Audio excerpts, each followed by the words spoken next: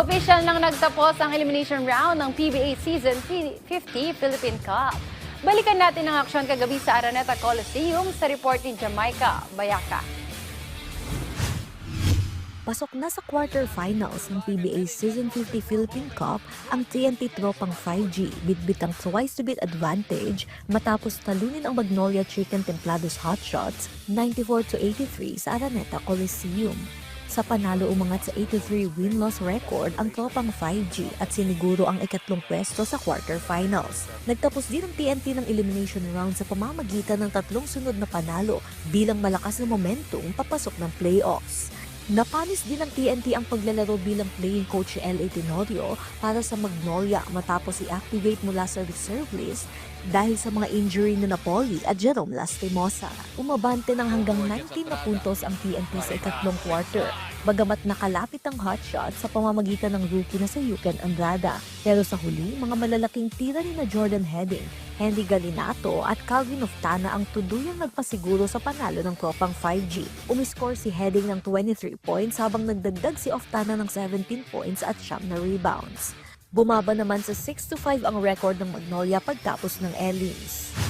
It was nice that we got a bit of a lead. We got a bit of a cushion there, but we knew that Magnolia was going to come back. So the key when they made the run was to just stay composed and keep our composure, keep our heads, our wits around us, and to be able to weather that storm. Samantala, sa iwalay na laro, kahit galing sa overseas game nakabawi ang Barangay Ginebra San Miguel matapos talunin ang Titan Ultra Giant Risers 108-105. Nagtapos ang Gene King sa 7-4 record at nakuha ang ikalimang pwesto sa playoffs. It's really hard to come off a 10-hour flight from Bahrain and then show up here and play a day later. It's a chore, and it was a chore for our guys to do that.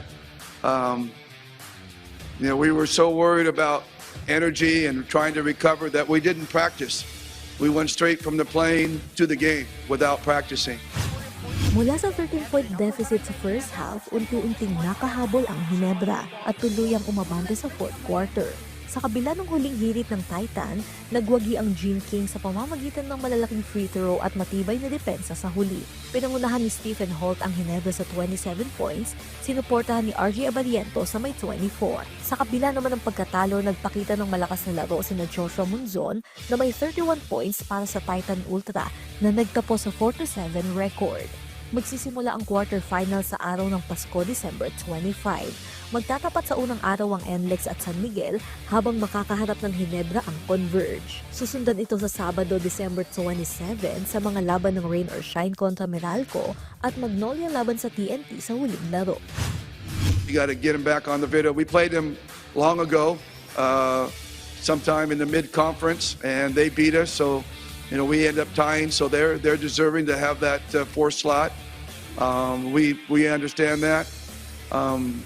But as far as we're concerned, we just got one game to play. So we're just going to lock into one game.